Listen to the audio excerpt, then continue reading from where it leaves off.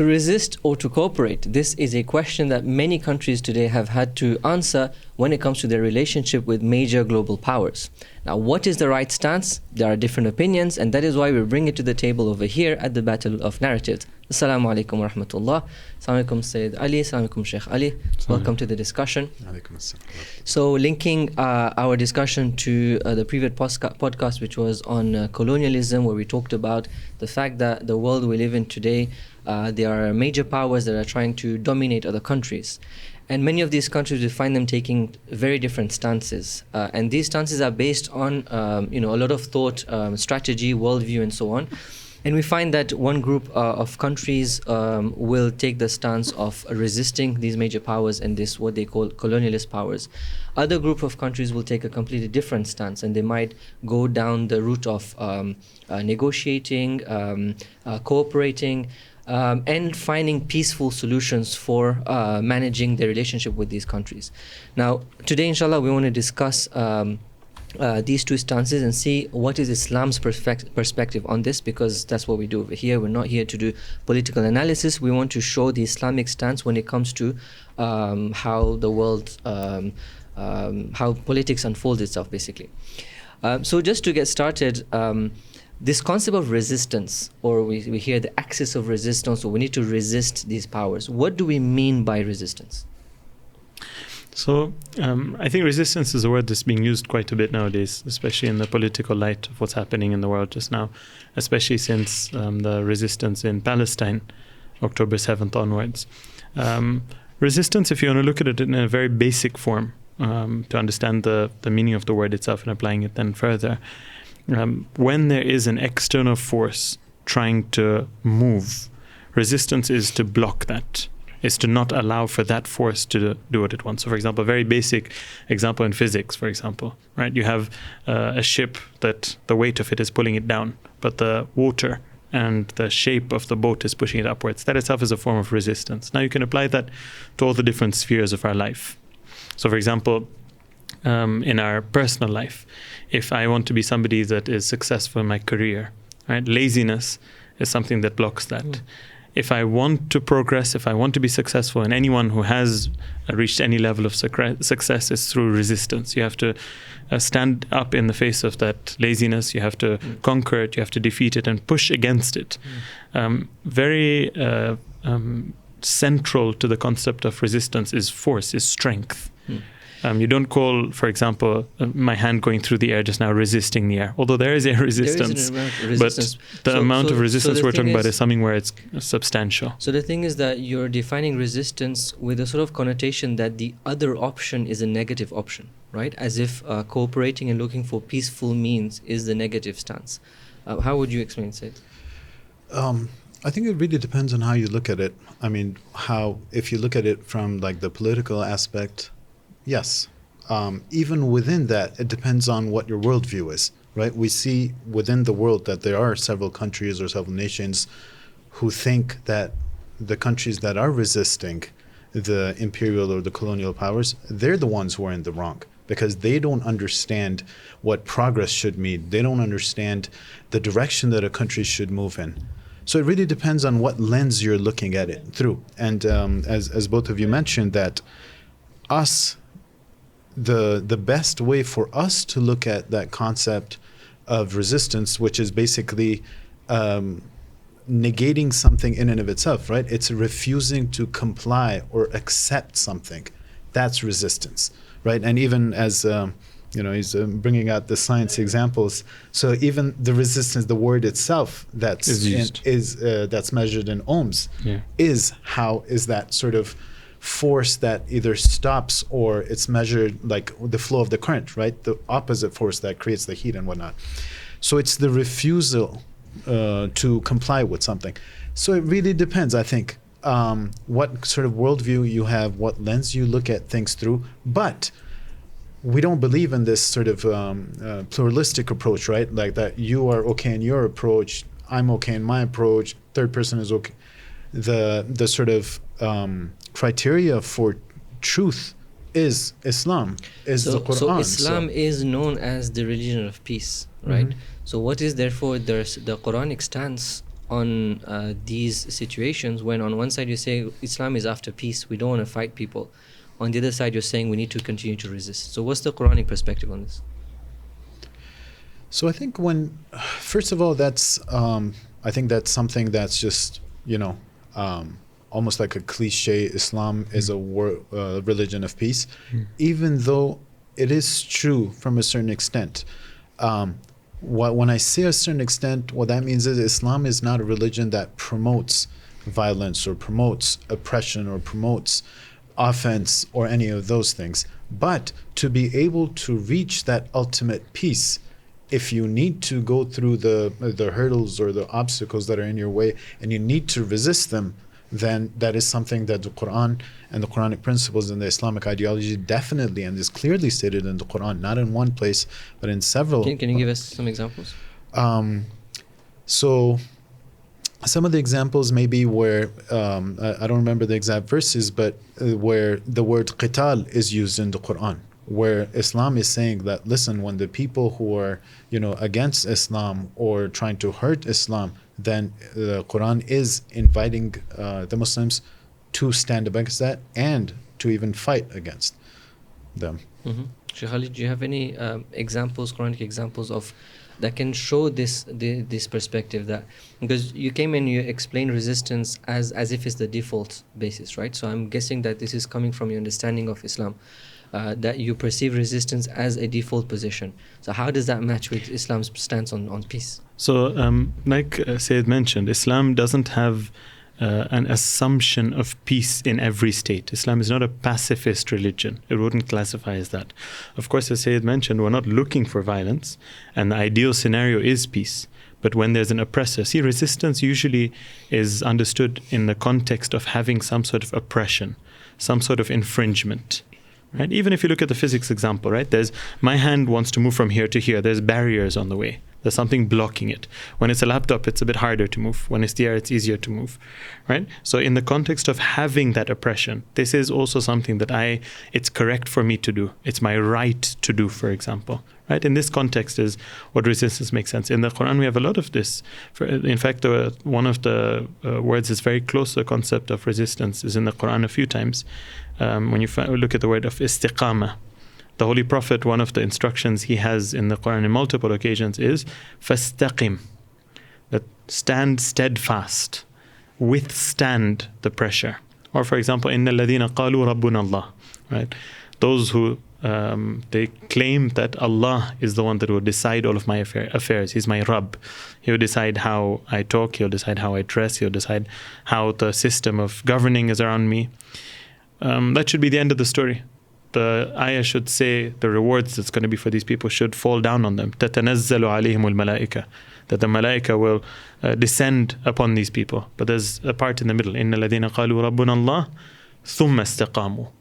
This is required. Just making statements or claiming or wanting to do something isn't sufficient, right? A very basic example right now, let's say somebody says, from now on, I want to, very easy basic example, I want to pray my Fajr Salat on time. Very basic example, easy. We all know it's important in our progress in our spirituality. I want to pray my Fajr Salat on time. The day I make this decision, I don't get the reward straight away.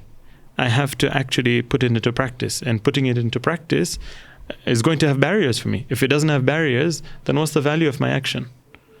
The value of the action is that decision, that resolve that I have that is strong enough to push through the barriers. And that essentially is resistance. Another set of verses that we have in the Quran is the verses of sabr.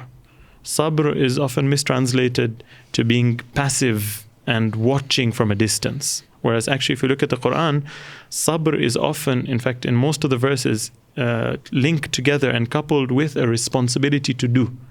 Something to actually carry out, something to, in fact, the verses of war, as Sayyid mentioned, many of them have the concept of sabr. Whereas if you look at the meaning of patience that we may be used to, sitting back and watching and tolerating, with war, it doesn't make any sense. There's no common concept between these two. There's no link between these two.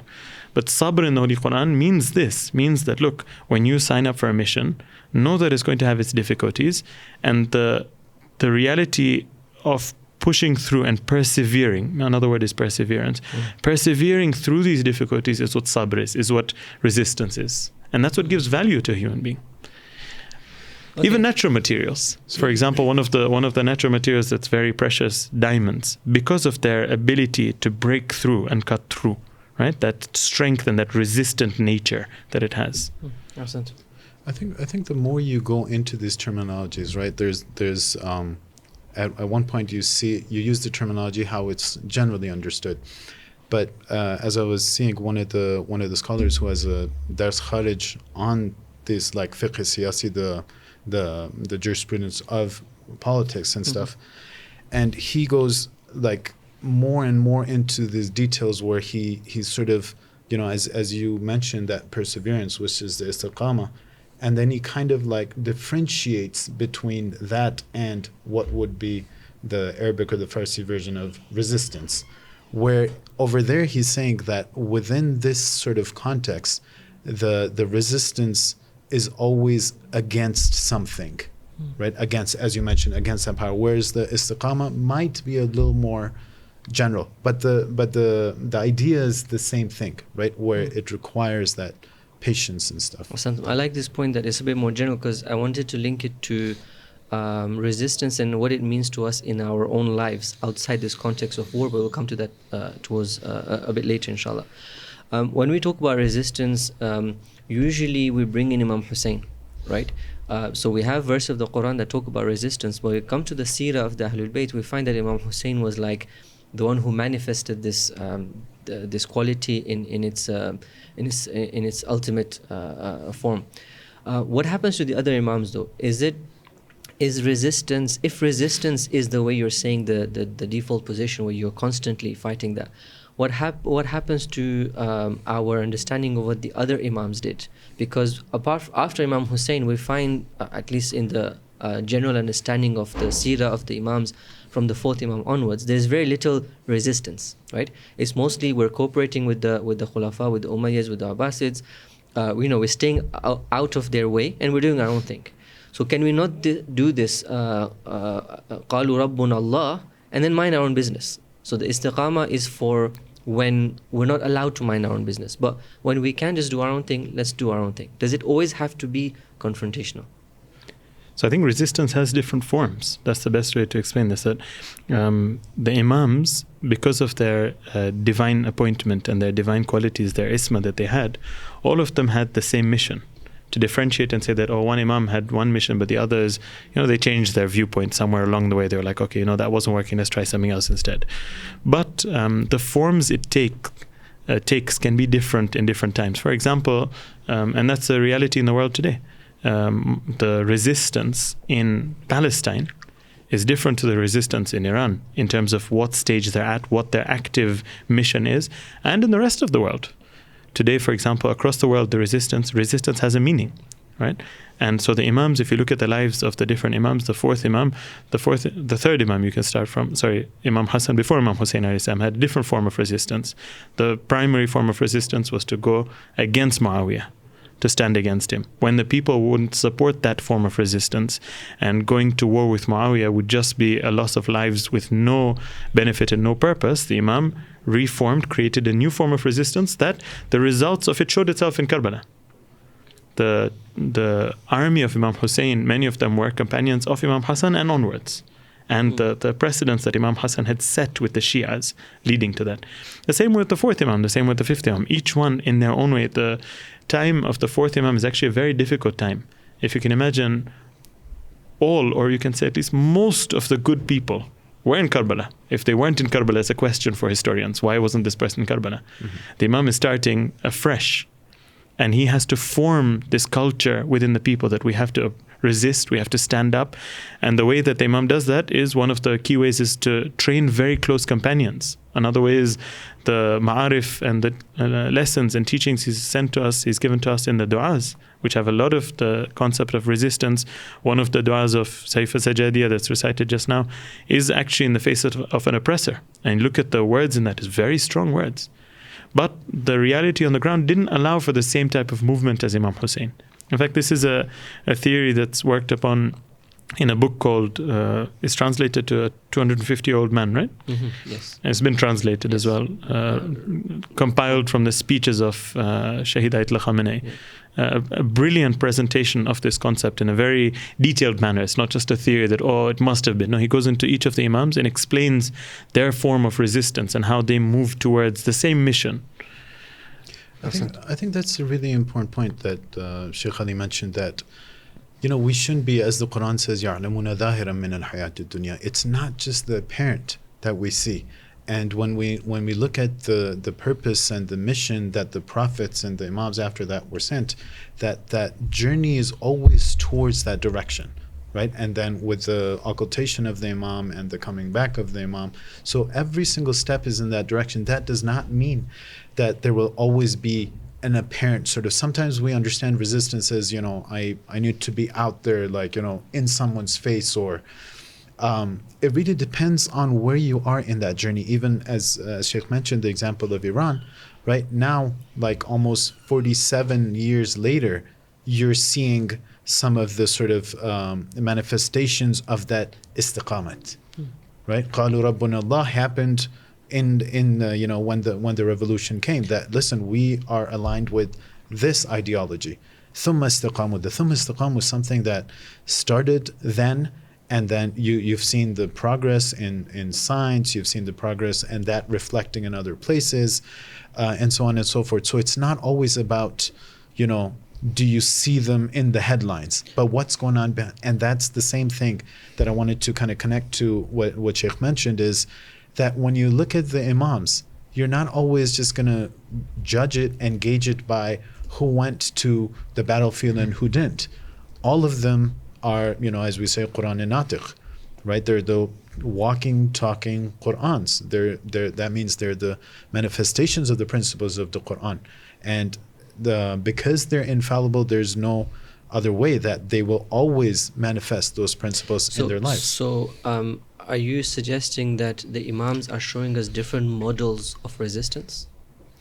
I think that is something that is a definite. It's a non-negotiable thing. Whenever there will be any sort of batil, whenever there will be any sort of taghut, whenever there will be any sort of tughyan, not just the imams, but the prophets themselves as well, will always and always resist that. But yes, the forms might be different depending on where they are in the journey and who. As the Shias of the Ahlul Bayt, how do we decide today, for the people today, what's the model or what's the form of resistance? Like today, why are we deciding that let's go and fight these superpowers? Why not just, capitulate? We like that word. Yeah, so the form of resistance, as was mentioned, is relevant to the oppressor and their form of oppression. Right? If somebody, for example, let's say, has put their foot into my house, I'm not going to pull out, for example, firearm and shoot them. Right? You try and push them away with discussion first, depending on what their form of oppression is, depending on an understanding of what's happening in the world just now. Our resistance has to be relevant to that and has to be a response to that. So, for example, in a time like right now, me as a Shia in my community, that's one thing.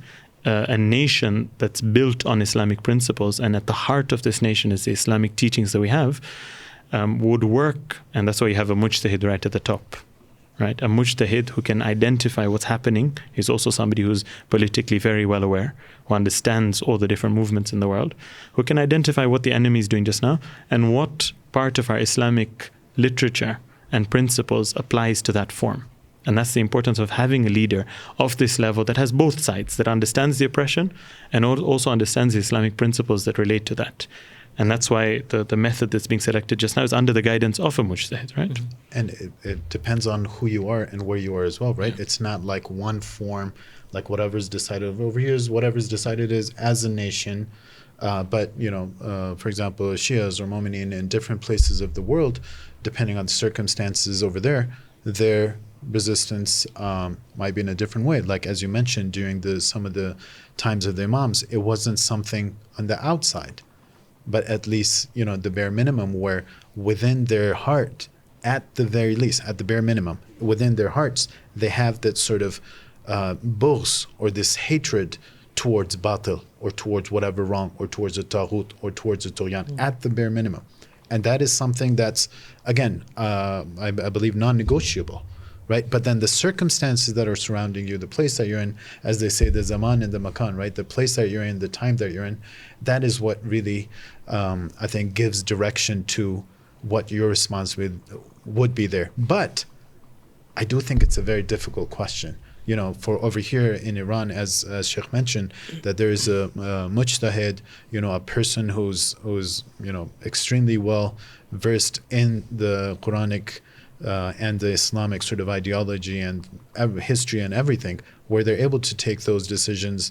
But what about me as a small community in some corner of the world? Where do I stand? I don't think it's that simple of an answer, but there are definitely bare minimums. Okay, so if it's not that simple, then this leads us to the next question. We have different nations, Muslim nations today, who might have taken different stances with regards to this matter of resistance. Some decided to resist, some decided to cooperate. Now, those who are resisting are looking down on the rest of the Muslim Ummah and saying that, why are you guys cooperating? Well, right now we said these are two different models. We act on the one we think is the right one. So right now, on what basis can we say that the countries or the people who have decided to cooperate, they've taken the wrong stance? Should we be even see it as a right or wrong, or should we see it as two different options and we respect the fact that each of them have taken their own paths? I think the question's nice. On what basis? The question's the same from our side. On what basis? What's the basis? What's the reasoning behind cooperating or resisting? Right? If you look at it from an Islamic perspective, right, Islam teaches us to resist at the right time in the right situation. And one of the clear situations, the very clear ones, is where you can look at this from an Islamic perspective, then I'll look at it also from a normal, you can say like an intellectual perspective that people would understand even outside of Islam. Islam doesn't allow a mu'min to sell their honor and their dignity. As a person, as a country. There's a very beautiful hadith over here. I thought I can even mention it. It's from Usul al-Kafi. إِنَّ اللَّهَ عَزَّ وَجَلْ فَوَّضَ إِلَى الْمُؤْمِنِ أُمُورَهُ كُلَّهَا. Allah has given the authority to make the decisions in all of the affairs of a mu'min to the mu'min himself. You can choose, you want to go left, you want to go right, you can do this, you can do that. وَلَمْ يُفَوِّضْ إِلَيْهِ. There's one thing Allah has not given you the authority to make a choice for yourself on. أَن يُذِلَّ نَفْسَهُ. To make themselves humiliated. To allow another person to humiliate them. And then the Quran goes on, hadith, أَلَمْ تَسْمَعْ لِقَوْلِ اللَّهِ. Have you not heard the verse of Allah? وَلِلَّهِ الْعِزَّةُ وَلِرَسُولِهِ وَلِلْمُؤْمِنِينَ. The verse says, honor and dignity is for Allah and the Prophet and the mu'mineen. فَالْمُؤْمِنْ يَنْبَغِي أَن يَكُونَ عَزِيزًا. The mu'min has to be in a position of honor. Okay, so now, if you can cooperate and keep your honor, if that's a possibility, I think we can discuss that in more detail, then you haven't gone against this principle. So like we always discuss this, right? That we agree on the principles. When it comes to the application, we always disagree. So in this case, can you expand on this a little bit and show how in the situation we're in today, right? So let's come out of the theory and let's put it into application today. How is it that today, if you were to cooperate with these major powers, that would lead you to be humiliated? One more additional to humiliation, let's put the principles across and we apply them, is a set of verses of the Quran that has created a law in fiqh. In Qa'idatul Fiqh, it's one of the principles. It's called Qaida Nafy Sabil. That you're not allowed to have a person who doesn't believe in Allah, a disbeliever, have authority and govern over you. Now we see how this shows itself in different countries is complicated. It's not so straightforward. If a country where there's a non-Muslim government, how does it work over there? The situation is different and it's got its own nuances over there because of the nature of how a person living in that society would have to hold themselves. Maybe we can touch upon that separately. But in this case, where a country has its own sovereignty and sells its own sovereignty to a nation that's a non-believing Muslim, goes against this verse. وَلَن يَجْعَلَ اللَّهُ لِلْكَافِرِينَ عَلَى الْمُؤْمِنِينَ سَبِيلًا. Sabil means that authority, that ability to do what they want. Allah says that Allah has not given this authority to the kafirin. Okay, so these are the principles. There's more than this as well. These are 2 or 3 of the principles that we have. Applying this to a country, if a country is able to, right, we're talking about a real world as well. We're not talking about a pretend world where there's a country who wants the goodness for everybody and wants cooperation with you. That's not the case. We're looking at a world, like you said, where the colonial powers, they showed what they really want to do. And they're continuously showing what they want to do if they're allowed to. If you stop resisting, they want to expand their borders. They want to establish their authority over all the countries, take control of their resources. It's become a joke now how Trump talks about oil. It's laughable coming from him, but it shows a mindset. It shows an ideology that the resources of the world belong to them. I love oil. Have you seen his statements like that?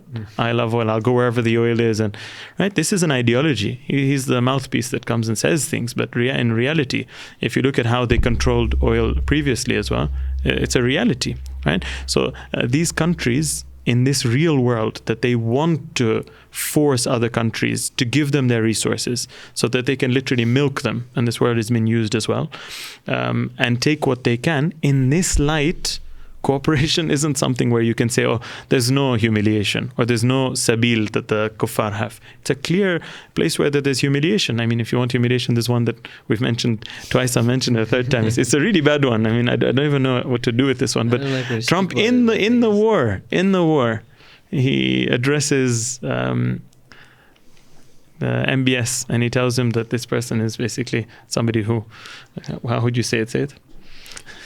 I have to sit in French. I'm not sure if the audience understands French, so we'll skip it for now. Right? He says that clearly, and not a single response, not a statement, not an even like, oh, please don't do that, or for public usage inside the country, like, oh, he didn't really mean it. Nothing. If that's not humiliation, I really don't know how to humiliate a person worse than that. Mm-hmm. That again, I think, is something that definitely, right, and that's. Again, for the layman, that's the worst way of humiliation. But I think if a person's actually look through how these countries work, the imperialist powers, the colonial, there's so many other ways where that humiliation is shown.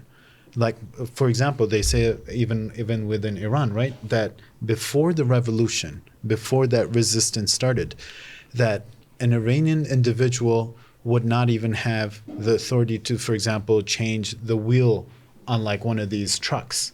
They would bring a foreign person to do that, right? So that's and there were different places. I don't know if it was in Iran as well, where the American or the American dog had more rights than a human being.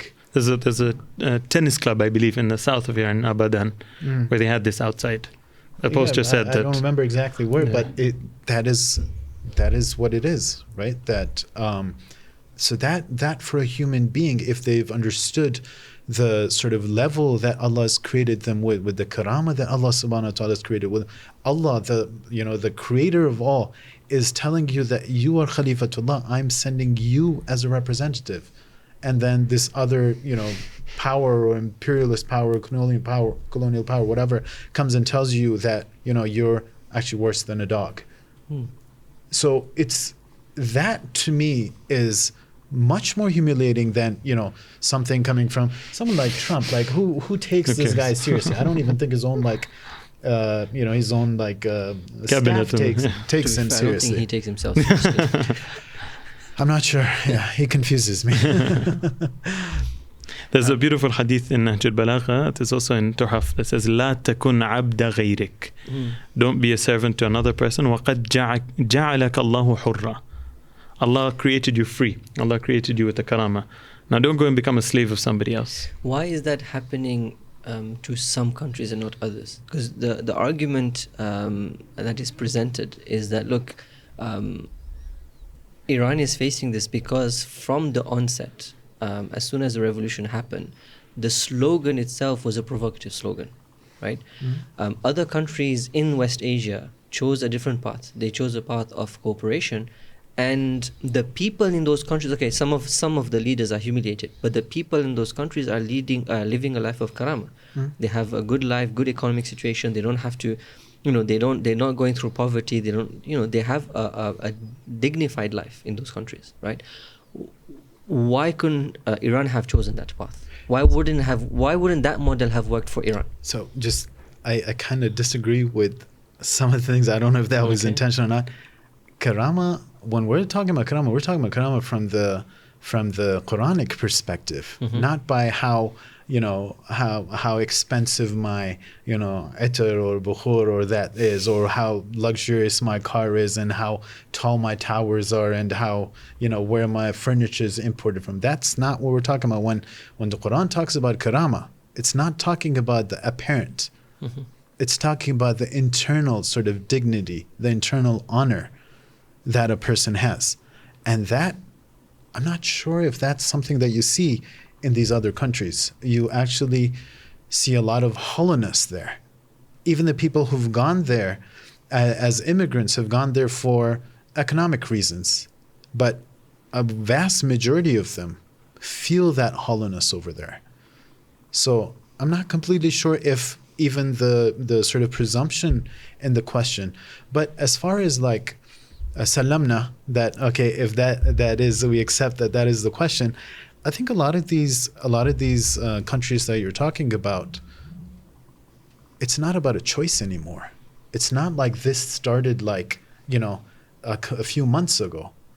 These countries have been in the grip of these powers since their inception, right? These were governed by some of these colonial and imperialistic powers.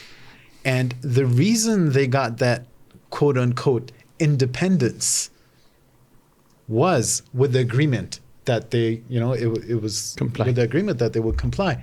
And it's not something unheard of. Like, whoever is ruling right now, if you go the generation before or the generation before, sometimes it's, one of these monarchs that kills their own brother or their own father to get that. Sometimes it's because who these people who control it tell them to do that or help him in doing that. And what could be the possible reason? That this person was trying to, or even a hint, even the R of resistance, that they're gone. So it's not about, I'm sitting here, in my palace over here, and let me think. What do you think, Mr. Advisor? What do you think, Mr. You don't have a choice. It makes it seem like you have a choice, but they've got you by your throat. Yeah. You don't have a choice. Either you comply. There is no cooperation over here. There's, as you mentioned, it is capitulation, right? It is that, to capitulate. Either you do that, or you're moved. And it's not just over here, and it didn't just start happening over here. It's happened in the subcontinent. It's happened in Africa. It's happened anywhere and everywhere. I guess Iran itself is a good example, right? Yeah. The Pahlavi kings were actually placed by the Americans, and the first Pahlavi king, Reza Shah, was put by the Americans and removed, British, I think, right? By the Brit, or one of the two, they're the same. Before the Americans, yeah. Before the British, yeah. So the British placed him, and they're the ones who removed him because of that, the element of maybe he's going out of line. So he's thinking about considering going out of line. Yeah. That's enough. And that wasn't even out of line. That was just like, I don't want to comply to the 200 things you gave. Just this one, please. Yeah, just the one. I just want this one for myself. This one. But Reza Shah, I think he went towards the Russians, right? So he tried to move camp, and that's why he was removed and replaced by his son. So I guess that element of control, strong control, is there. There was the example of this with the Pahlavis that Shaykh Ayatollah Khamenei mentions, and it's really beautiful as well, is Muhammad Reza Shah, the second king, had a radio in his basement or a hidden room where he'd followed German news. And when the arrogant powers, whichever one they were, figured that out, they banned him from listening to German radio. Imagine him being the king of a country, banned from listening to German radio. That's what we're talking about when we're talking about karama. We're talking about dignity. We're talking about honor. We're talking about freedom. And not the freedom how it's defined by these guys who actually take away the freedom of every single nation and every single country. So I think the point you mentioned about karama not being just a material honor, but also being much deeper than that, I think that's a really key point, because you find that the people, like you said, in the countries today that are not resisting, a lot of these have a lot of wealth. The people have the wealth, so they have this freedom, material freedom. When it comes to akhlaqi freedom or religious freedom, they're very much bound, right? They can't express all their views. So they claim so there's a lot of influences that are saying, look, over here we have all these facilities and so on.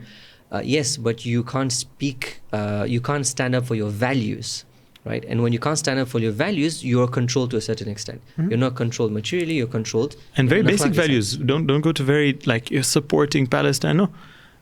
Just the fact that you're from a Western country, you have your own, let's say a person from Western, you have Western values, right? Democracy is a value. In this country, what happened to that? I have a relative that actually into some of these circles. I don't want to give too many details because he might be listening as well. And he says that, all of these Western people that come up with their, they've been brought up in a way that they speak about liberty, they speak about liberalism, capitalism. When they come to certain countries where there are monarchies now, right? I told him, what happened to them? Oh, they don't speak about these things anymore. And he says, money has the ability to change what you speak about. Well, democracy is about is about what people want. If people are happy with these monarchies, then why not? They make them happy. Otherwise, what does happy mean over here? Same thing, Sheikh Yasser. They don't have a choice. There is no freedom of speaking up. There is no such thing. They're extremely, on the outside it seems like, these countries, oh my God, open arms, come, we want tourists, we want immigrants, we want this, we want that. But when you go look at the dark reality of what's happening there, it's extremely, extremely oppressive. And where now you see stories coming out that, they're taking sort of lessons from the people that they've now, joined hands with. And you see the same sort of tactics, scare tactics and oppressive tactics that are used by the Zionists, for example. You see exactly the same thing being photocopied, and that shouldn't be a surprise because they're openly there on the ground. So it's not a matter of choice, first of all. And second of all, as Sheikh was mentioning, that, you're kind of like fed so much that you can't even open your mouth to burp. Forget say something. Because at the end of the day, even as you mentioned in Karbala, we see that these are thousands of people over there who've seen, the second Imam, who've seen Amir al-Mu'mineen alayhi salatu wasalam, who've written letters. But then they were again stuffed with a dollar bill, and they couldn't speak up. And that I think is something that for every single one of us at some level, to be able to get to that depth, to be able to understand that, if I want to move in the right direction, then I should be able to see the difference between these things. Being able to, and sorry, just last thing. And this is where the Quran kind of brings everything together, where when the Quran is pushing you in this direction that, listen, you're honorable, you have your dignity, stand up for your dignity. The same place the Quran is also showing you, listen, this world that you're talking about, it's very, very temporary.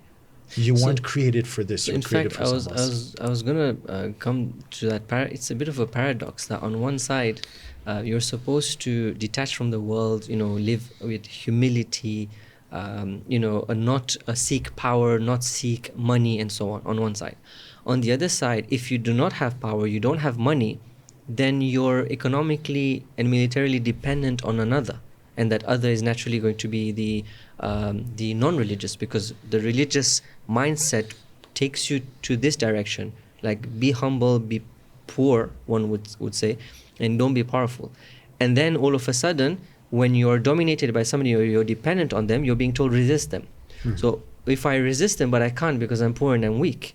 And so there's a bit of that practical paradox that comes up here. So similar to many of the paradoxes, the same issue over here, where the presumption where you're creating this dichotomy there's an issue in there, where Islam doesn't say you should not seek, this progress, you should not seek correctly within the Quran context power, as you said, whereas the Quran actually pushes you toward that. وَأَعِدُّ لَهُمْ مَا اسْتَطَعْتُم مِّنَ الْقُوَّةِ.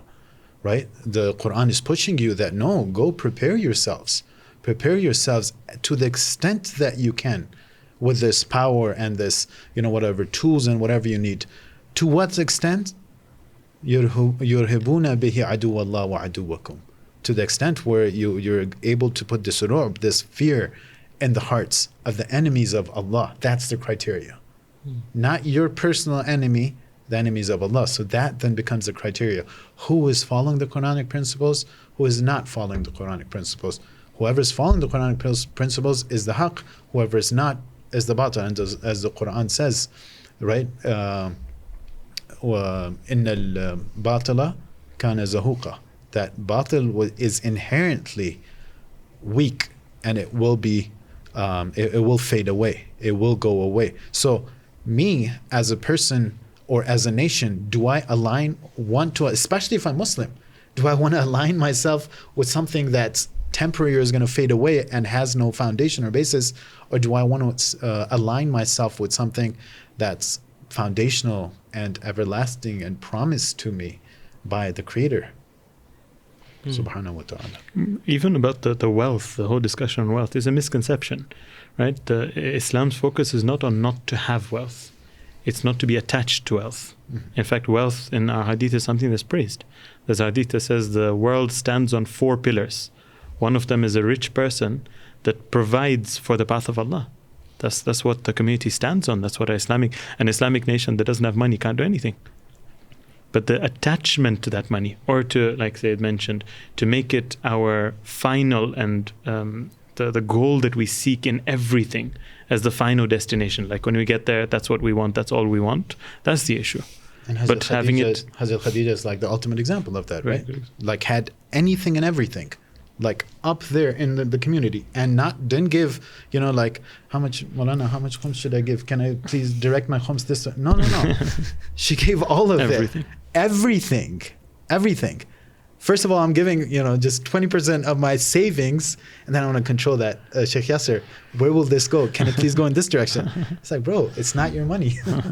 And then Hazrat Khadija, right? We see that, salamullah alayha, that it wasn't like just giving parts of it, like everything. And that's, I think, highlights maybe one of the best examples. This is a misconception about Islam. That Islam, we're supposed to be poor, we're supposed to be weak. So I think this paradox is very strong, because again, when you talk about, on one side we talked about losing that dignity in the material sense, right? On the other side, you have the concept of humility, right? Yeah. Be close to the ground. And you find, like, for example, characters like Prophet Isa, for example, or some of the ashabs of the Prophet, we praise them for being, for example, Salman being somebody who, sleeps on the floor. Or Prophet Isa, his pillow was a rock. So this is sort of glorified in Islam, that this poverty is something that you should have. On the other side, that doesn't match with social realities. These both the examples that you gave, Prophet Isa and Salman, both people in their personal life lived a very basic life. But look at their social life. They're people that we remember till today because of their social acts. Look at Prophet Isa. Prophet Isa is one of the people that the most, for example, changing person in the whole world for further than Islam. If he was a person that just lived on his own and didn't care about other people, moved to a mountain, that wouldn't have been the case. But he managed to do that without the wealth and that much military personal strength. Expenditure is different, and having wealth is different. Imam Ali alayhi salam, look at his look at, for example, the personalities we have behind over here. Shahid Ayatollah Khamenei, right? The resources that he was managing as the highest authority in the country, right? A massive amount of resources. But then look at his personal life. Look at the size of his house. Look at the basic furniture in his house. That's 2 different things. Imam Ali alayhi salam taught us this model. Imam Ali alayhi salam, even though he's a Khalifa of the Muslimin, but his personal life is different. Amassing wealth is when I'm going to spend it on my personal expenditures. That's a problem. If it has to be a controlled amount, obviously. But when it comes to having wealth as a nation, in fact, the ayat of the Quran against that, look at the Surah Mulk, وَالَّذِي جَعَلَ لَكُمُ الْأَرْضَ ذَلُولًا. Allah says, Allah has made the world and the earth submissive for you. فَامْشُوا فِي مَنَاكِبْهَا. Climb upon its shoulders. Take control of the earth. Take control of technology. Take control of advanced technology that will help you achieve your goals as a nation. That's not an issue. There's no contradiction between these two. Even the humility itself, it's not with the enemies of Islam and the enemies of God, right? It's in front of Allah that the humility should be. And I think the verse that I recited earlier kind of points towards that. Yeah. That no, when it's the enemies of Allah and the enemies of the people who are aligned with Allah, then you don't show that, humbleness or humility. No, you in your face. Just very quickly for the viewers, the reason why we have Shaheed Ayatollah Raisi over here, in the frame is because we're in the days of the martyrdom, the commemoration of the martyrdom of Shaheed Ayatollah Raisi, who was the president, previous president of the country. And truly, I truly believe that he was a model when it comes to politics, Islamic politics that's based on Islamic values, on human values, on sincerity, on humility, on truthfulness. Really, he was somebody sincere. Obviously, the media has character assassinated him, right? They've portrayed him in a very bad way. A lot of it, if not most of it, was lies or twisting the facts. Really an amazing personality, very humble personality, and somebody worth studying as a model for politics and how he carried himself in front of the world, in front of his own people. So really somebody amazing that inshallah, may Allah elevate his status amongst the shuhada, and I'm sure the two shaheeds got together by now. What Sayyid said is very relevant about him as well. The Quran teaches us ruhama baynahum, but it also teaches us ashidda'u ala al-kuffar. And he was somebody like that. If you looked at him, it's usually the opposite, especially with countries that don't resist. When it comes to their own people, when they get a chance. When it comes to people, they don't have any compassion. When it comes to the powers, they're forced to. They don't have a choice but to be compassionate and submissive and accepting and complying. And this is something that he showed very strongly. If you see when he would speak to, even there's a video going around speaking to children, old people, the way that he would care about them, right? That's a situation where it's so easy to say, look, I'm busy, I'm the president, get lost. There was a child in one of the videos going around today as well where he's stood there for I don't know how many hours. I've been here since 9:30. I don't know when the video was taken. He says, all I want to do is I want to meet al-Raisi. And he says, he's crying, and he says, I didn't get to meet him. And apparently this message gets to him. And he says, no, I want to meet this boy. And he goes to meet him, and the boy is like shocked. He like utter disbelief. Like, look, he himself isn't expecting it. Right? Like, I'm a 7, 8, 9-year-old boy. Yes, I want to meet the president, but like he's probably a bit busy. Yeah? He's the president. Actually, and then you see the flip side, and you see how he dealt with in the last meeting that he had. He was actually flying out back from Azerbaijan, from the border back towards Tehran, and you see the strength that they demonstrated over there. There's a picture where one of the people that was also in the helicopter with him, that also passed away in the helicopter, Hussein Amir Abdullahian, the foreign minister, extremely careful about his body language and how he presented it. There's a photo where they meet at the border, the two presidents, the president of Azerbaijan and also the president of Iran. And on the other side, the foreign minister has just placed there's actually a line for the border over there because they have a land border. And he's placed his foot slightly over the border, like it's crossing, it's just on the line of the border. Shaheed Amir Abdullahian has also placed his foot the same amount across the other border, sending a message that, look, you can't mess with us. Right? Ruhama is for baynana. It's not for you guys. Awesome. Really important points. Thank you very much. Taking it back to current affairs, we're at a situation right now where, I don't know, things are changing, could change by the hour, by the day, depending on what mood the president is. But right now we're at a time where there's negotiations happening, there is discussion happening, messages being sent here and there. And this goes back to this idea of, let's look for a different model to resistance, right? Let's not fight.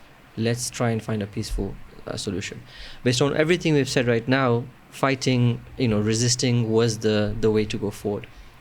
Why is Iran then, considering negotiations and, discussing with the other side? It's a loaded question. And let me give the disclaimer that I'm not a politician. And obviously there's a lot of discussions that have happened about this, and there's different points of views and whatnot. I think what I would highlight is just the sort of underlying foundational thing in my understanding, which is that Iran is not a country that's looking for war. No one likes war, but the non-negotiable part is that dignity, is that honor, is that my rights. So if those can be achieved through any sort of peaceful means, any sort of discussions, meetings, peaceful means, whatever it might be, then so be it. But that part is non-negotiable.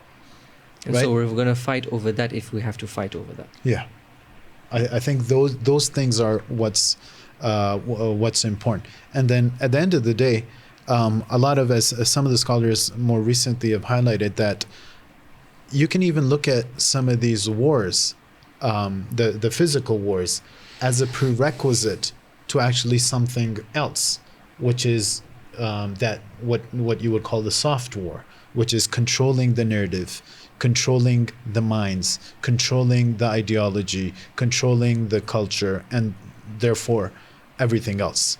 And that is why when after this aggression happened and the country came together as a united front, that I've heard scholars, not just average people or even average scholars,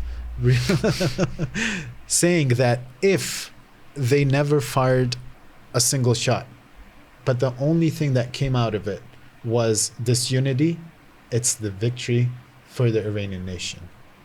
And that is something only when you can kind of look at it from that specific perspective, being able to understand the sort of principles that the Quran has and the narrative that Allah subhanahu wa ta'ala would like for it to be the common narrative. That when Allah's on your side, you never lose.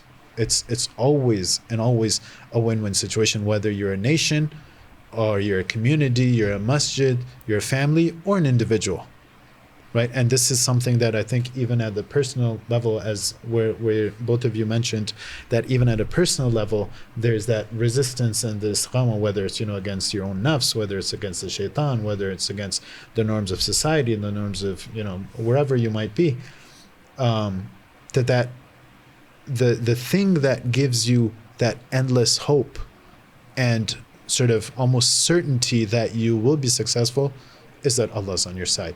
And He's promised that at every single level, at the individual level, at the family level, the community level, at the masjid level, at the society level, at the world level. Awesome. It's also very powerful in terms of the soft war, the stance Iran is taking just now. Right? The world or the powers want you to believe, or wants the world to believe, that Iran is a war-hungry, a violent nation, whereas this is totally destroying that narrative. Iran says, look, we're not after war, but if you want to fight, we'll show you. Right? There's a famous statement that Shoma in jangu shuru mikonid. You have it actually in your, what's the whole sentence? Veri ma tamamish mikonim. You may start this war, you start it, but we'll show you, we'll end the war. Right? Iran isn't looking to start a war. Iran isn't looking to fight. And this is very loud and clear. In fact, if you look at how Trump every few days has to put in a new threat, right, to spice things up, to make it seem like, look, things are still going on, right? It's showing that. Iran doesn't need to do that. Iran's stance is crystal clear from day one. You attack, we'll show you. You sit in your own place, you don't mess with us, you don't touch our sovereignty, we'll let you go. You're on your own. You can do what you want. To what extent should a country not be provocative in the sense that, so right now one might argue that Iran has to a certain extent asked for confrontation by insisting on, for example, having nuclear energy, or for example having underground missile cities. These other countries don't necessarily have that. Could Iran not choose not to have them, and then we can just close the chapter over here, right? What's the big deal about having this nuclear power, nuclear weapons? Why are they insisting so much on this? I think I'll repeat what I repeated earlier, where you keep insisting on, not insisting, you repeated these other countries chose not to. They didn't choose not to. They don't have a choice. And obviously I haven't researched this. No, there's straight up facts on that. There's straight up facts on that they've wanted to pursue some of these technologies and they've been denied. But they're allowed to use it, right? Straight For up. example, some of these countries have nuclear power plants. So Iran could choose to have nuclear power plants, just like the other countries which it does, did. by the way. Let me. Yeah, but it could do it in a way that it doesn't provoke these major powers from attacking it. See the part that I was saying I haven't researched wasn't that part, but this part that I'm about to say, where even when they sell you, the fancy jets and this and that, that they actually still have the control of shutting those off. So like you're going with your fancy new jet and you're like, okay, I'm going to take out this guy, and they're like, no, you're not. Suddenly the fire button doesn't work. So that's the part I was saying. I haven't researched the details on how it works. But that's what I've heard. So it's not like, so it's not like, it's like you're accumulating all these things. And one day if you decide that, actually, Mr. Trump, I actually don't like you myself either, and I'm going to start using this. No, you don't have that. You're financially in their grip. You're economically in their grip. You're, militarily in their grip. Your social power. Everything. The government is totally in their grip. Your seat as the so-called president or whatever it is that they call themselves is literally controlled. And it's not, that's what I mentioned earlier, that it's not something that's speculation. No, you go look at their tiny histories and you'll see that it's happened several times already. Further to that, why are we trying to enter a playing field? I thought you were going to ask, because so far every question he's asked, you didn't like the question, so you've been like, wrong question. I actually really like. Oh, you like this question? I really like him. Okay. That's why I always kind of give him a hard time. I'll tell you where I'm getting these questions from. Why are we trying to play in their playing field? Why are we looking at the bully of the playground and saying, oh, this is provocative to the bully of the playground? Who cares? It's my right to advance my technology. Did they seek permission from us when they advanced their technology? No, this is how it is, right? No, but it isn't. That's exactly what Iran is reversing. The world order in their hands, that they're the bullies that get to say, you get to do this, you get to go here, you get to use this weapon here, right? Iran is saying, no, wait a sec, who said so?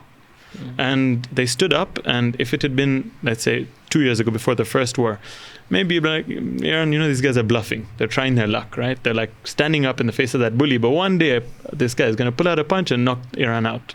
They tried, it didn't work. They tried again, it still didn't work. And Iran is now teaching the world a very dangerous lesson. You don't have to listen to the bully. Mm-hmm. Very dangerous lesson. But why are we always looking at it in their light? I think the other I think the reason is that resistance comes with a big price. And a lot of people who have this sort of perspective on, why are we fighting? Why are we resisting? Let's just accept. From what my observation with the people I've debated, and this is where I'm getting these questions from, is these are the kind of people who are like, we just want to live life. We just want to have fun. We want our internet. Okay, we want to have our business going. Just leave us alone, right? Resistance comes with the price of instability, either at a personal level, or even at the level of the country, right? And I think that's the price we're paying for resistance is what's making a lot of people uncomfortable and saying, what, I know they're the bully, but I don't want to fight it. I really can't be bothered to do that. I just want to mind my own business. If it makes him happy, let him be happy. Let him be happy thinking he's controlling everything. I'm living my own life. I think the most important thing over here is to understand that, and that's why, if I remember, like the first thing I mentioned is, what perspective do you look at things from, right? And the Quran says, right, it quotes one of these perspectives where it says, نموت ونحيا وما نحن بمبعوثين. If I remember the verse correctly, like their perspective in the world is this, that we live and we die and we're not going to be raised. So for that kind of a person, yes, perhaps that it wouldn't make sense. But for someone who understands that the world over here that you're living in is just a stepping stone to the real world or to the real life, then it's at that point, it's kind of like being able to see that this is nothing of a price, even if the most dear of the people give their lives in this path. Imam Hussein, Shaidatullah Khamenei, Shahid, and all the other Shuhada, that these were personalities that were literally like very, very dear and unique personalities, very special people. But even they, and because they looked at the world from this perspective, they said, no, it's not about an individual.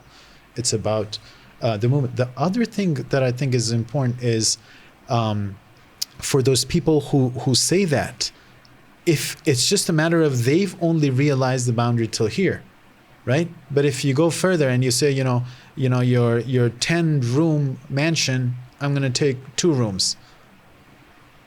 Maybe they'll still be okay with that. They'll be like, as long as I can still Got my 8. As long as I still have my kitchen and my car and my couches and my this and that. What if you go to 4 rooms? What if you go to 6 rooms? What if you take the things that they feel like are important to them? Because and this is another sort of ism, right? The individualism. So I think the argument against this would be that why would they do it? They're only doing it because you're provoking them. If you don't do it, they'll leave you alone. But I think that's a naive approach, right? This is coming from people who haven't seen history. They haven't seen that these powers are thirsty for more. They'll never be content with the little. You don't have to go that far back. I was going to say, the religious perspective and looking at the akhirah will definitely give a lot of depth to resistance and strength. But I don't think it's limited to that. If you look at African countries today, for example, right, the amount of oppression that people go through, that when one leader stands up, right, and is giving some sort of independence to this nation, and you see his statements. There's a few in Africa just now. One of them passed away some years ago. One of his statements was this, that till when are we going to be taking aid? I want to be a country that gives aid to people. Or, for example, there was a big dam project, the Nyerere Dam, the Great Nyerere Dam, that was blocked by powers. And what was their reason? Their reason was that, this is going to affect the eco-environment, the habitat and the life of the flora and the fauna in that country. And he stood up and said, wait a second, aren't our people more important than the habitat? Like, we're dying because we don't have electricity.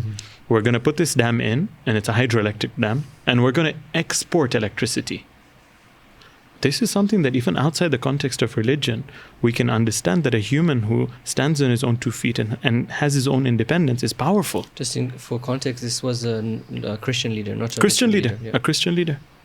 And across the world, after the revolution in Iran, we've seen the rise to figures that are resistant across the world. Today, Africa has a few countries around the world, some of them in jail, some of them passed away. So different.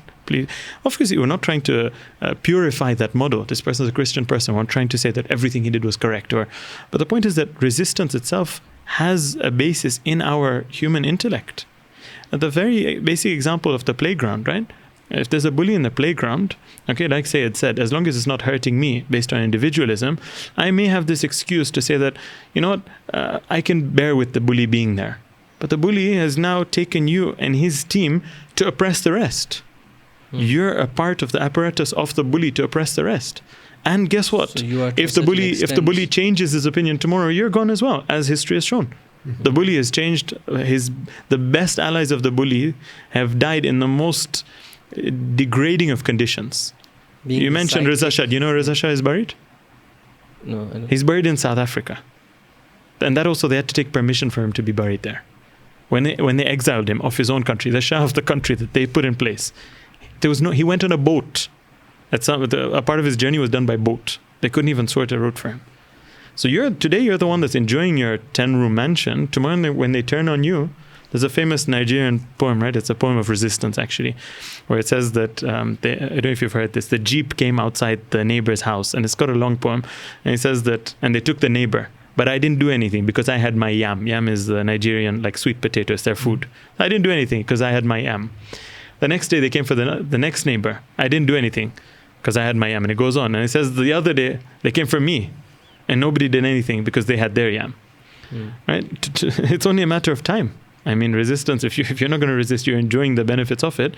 Where's the guarantee that they've got your back? What pact have you signed with them that they're going to have your back forever? So it goes back to this worldview or perspective, that are you looking at it from an individualistic perspective? And I guess Islam comes over here and gives us a correct worldview, a correct perspective, and says, look, it's not just about you as a person, there's a whole system. Islam is also based on these human values. Like you said, these are values based on the intellect. So put all of this together, Islam says that a lot of these instances are instances where you're supposed to fight back, you're supposed to resist. And I think the important point, sorry, I'm interrupting, the important point what Sheikh highlighted that applies to each and every one of us is it's not just about me, it's not just about my nation, it's not just about my country, it's not just about my people, it's about the bully and the essence of oppression, So, and this is why and now,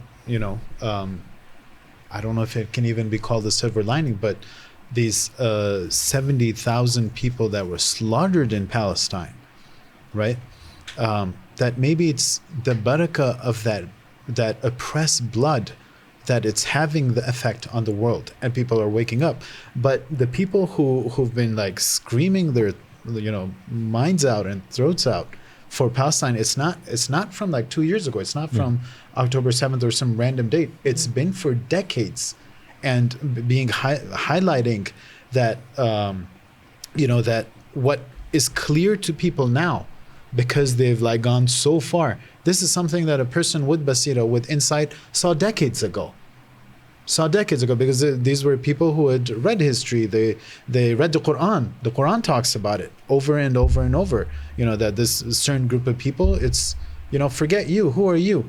Even when their prophet was there, and he tried to tell them once, twice, 3 times, 4 times, 5 times, it just was never enough. So being able to understand that when you don't speak up against oppression, it will spread like a cancer. And at the end of the day, like for example, the sort of neighbors of Iran right now, if they don't realize that, it will come after them. And guaranteed, based on Sunnat Ilahi and how God works and how these people work, that these states who are, aligning with them right now, their date will come as well. It might be slightly further out, but these same powers will take them out as well, at least hollow them out completely. And if not that, when when this little kid finally grows up and stands up against the bully, and when the bully goes, that guy automatically, he doesn't have an independence to be able to take a stance, to be able to exist. It will literally go with it.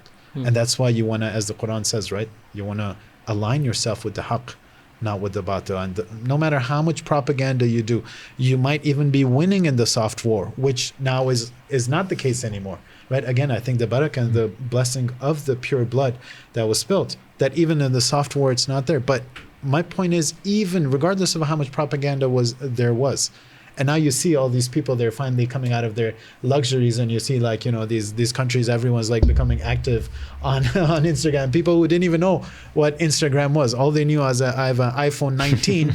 I don't know what it does, but now all of a sudden, you got to do this as well. Now we're becoming, important in the world. Well, actually, you're not becoming important in the world. You're actually becoming less important in the world. But now they start speaking and becoming, politically active. What politics are you talking about? There is no politics in your country. There is no politics in your country. What I find really sad is that Iran is often accused of supporting the oppressed for its own political motives, whereas this discussion shows that no, this is actually the Quranic, the Islamic perspective. And Iran, the Islamic revolution, based on the fact that it is based on Islamic fundamentals, it's got a mujtahid at the top, is actually implementing these Islamic principles. It's not for its own political motives. This is the actual spirit that is driving the politics of the country to a great extent. And that other countries should be waking up and realizing that, they've been failing at upholding the Quranic principles, right? So there's something that really sad that the Muslim Ummah is not seeing this and is twisting this. And you find amongst some Muslim influencers this habit of twisting when and especially when it comes to the axis of resistance, when they take these stances as being twisted into a political narrative rather than saying, no, this is what Islam says. You guys, the rest of you should actually wake up. Sheikh, the influencers lose importance when you have the poster boys of the tartil of the Quran, the people who are supposedly understood the Quran. So again, I think two things: either they have that sort of skewed understanding of the Quran, or they don't have a choice. I think it's a direct cost of capitulation, right? It's a direct cost of being a surrendering, submissive nation. You have to start bending your values as well, right? Normalizing relationships. Right? This was something that was like a major sin 20, 15 years ago, 30 years ago. Norming relationship with the country that's not a country, right? Right? Normalizing relationships with them was something, but they have had to twist their values and succumb to that. And there's so many more. I mean, one of them is the case you just brought up. And I see That's two a cost. possibilities. One could be just that, what you're saying, that natural sort of deterioration of any values. Or I wouldn't be surprised the way, the oppressive sort of things work is he was told and he didn't have a choice. Yeah. And then at the end of the day, where is he going to go if his country takes away his citizenship? And what about his house? What about his cars? What about his... And at the end of the day, that's where it comes down to. حب الدنيا رأس كل خطيئة. Right? That it's this attachment to the world that is the sort of the starting point of all mistakes. That's what it comes down to. I want to move the discussion to a different direction, completely different direction before we end it. So a lot of people who are watching this, they're watching it because they have internet. That means they do not live in a war zone. Okay, they're not living in West Asia. What does resistance mean to them? Earlier you mentioned, and I said I'll come back to it, and this is the point, where you said that resistance is a general concept in Islam, right? And you alluded to resistance in my personal life. What does that mean? Resistance outside of the war context.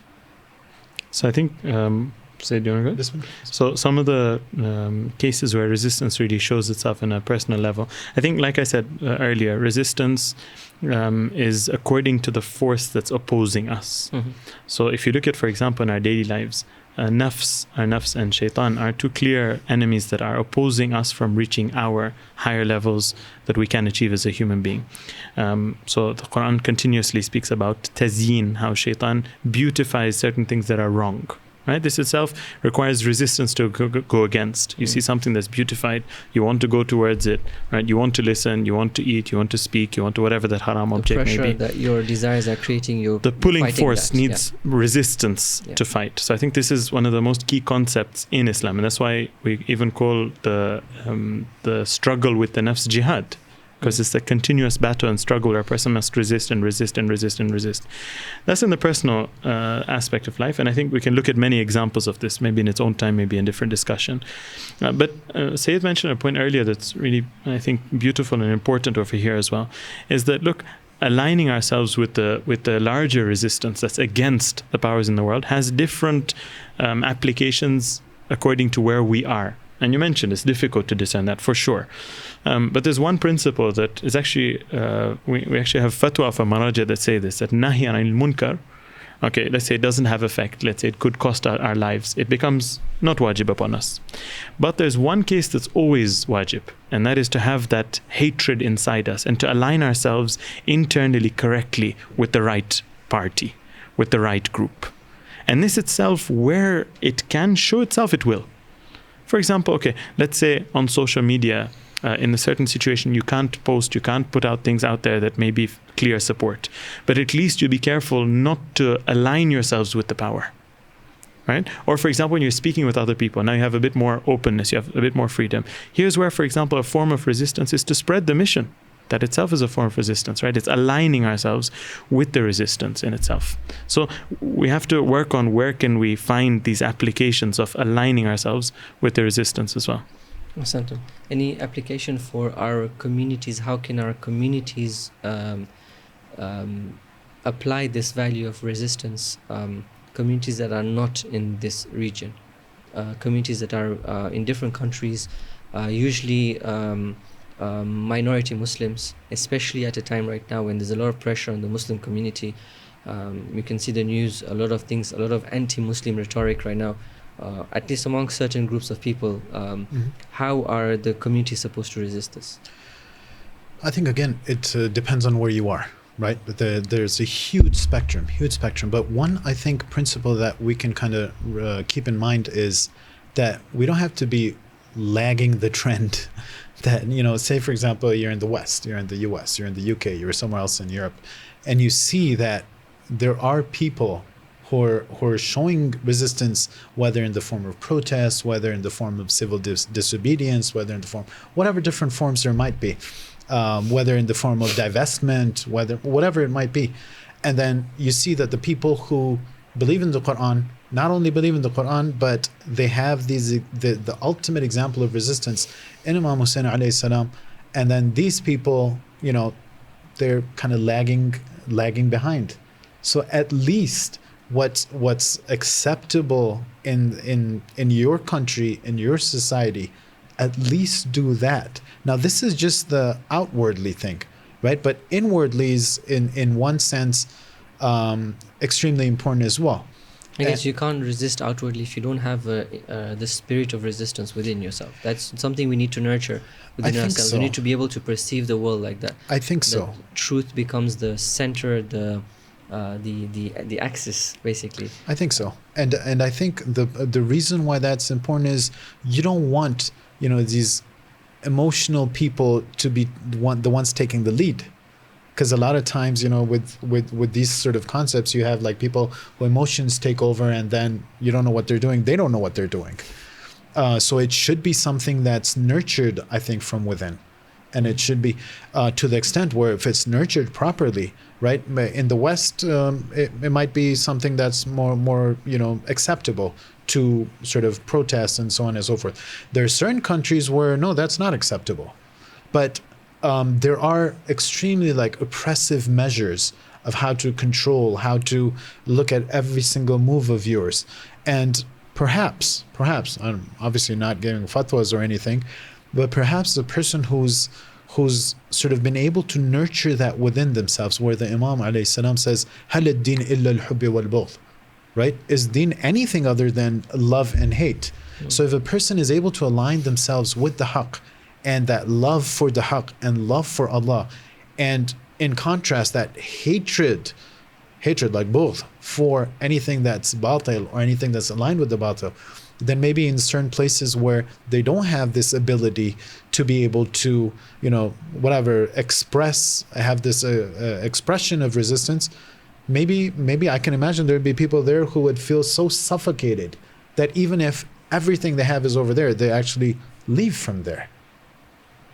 Right? So it really depends, I think, where you are. But regardless of where you are, that internal thing and that nurturing those things, when the Imam is saying, هَلِ الدِّينِ إِلَّا الْحُبِّ وَالْبُغْضِ, that means that's something that I'm required to nurture. And that's almost like the sort of foundation and the cornerstone of everything.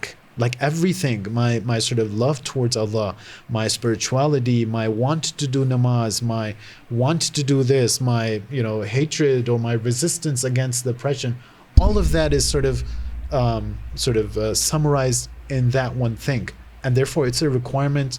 It's almost like a direction that the Imam is giving us, and that is again the bare minimum, because that relates directly with your sort of success, your progress as a human being, and especially as a Muslim human being, and especially as a mu'min, that should be there. And I would think that if a person is able to nurture that, where now they have the love for the akhirah, for example, and not so much love for the dunya, that wherever they see their akhirah or their connection to that being compromised, that they'd in a moment leave anything to do with their dunya, regardless of how many decades they might have spent over there, or no matter how deep their roots might have been.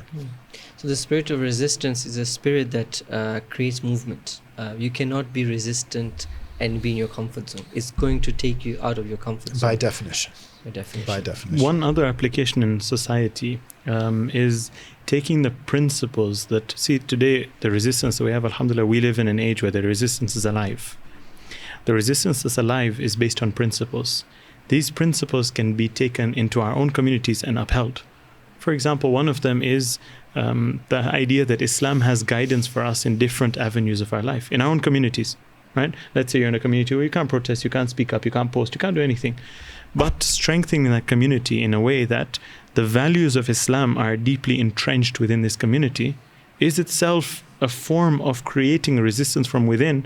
And when the right time happens, inshallah, we'll join, because all of us are resistant under one flag and one banner, the banner of our Imam. Yes. Right now, whilst he's not with us apparently, we may have to have some sporadic resistance movements at times, but when he comes, these will all align. And so we can play our part by upholding resistance, not only in my personal life, but in my social life. Okay, if Politico is something that the society doesn't allow for it right now, there's a lot of other areas where we can apply the principles of resistance and the principles of Islam at a social level. And sorry, just one point that his points are so beautiful that it reminds me of another point of his. Subhanallah. Alhamdulillah.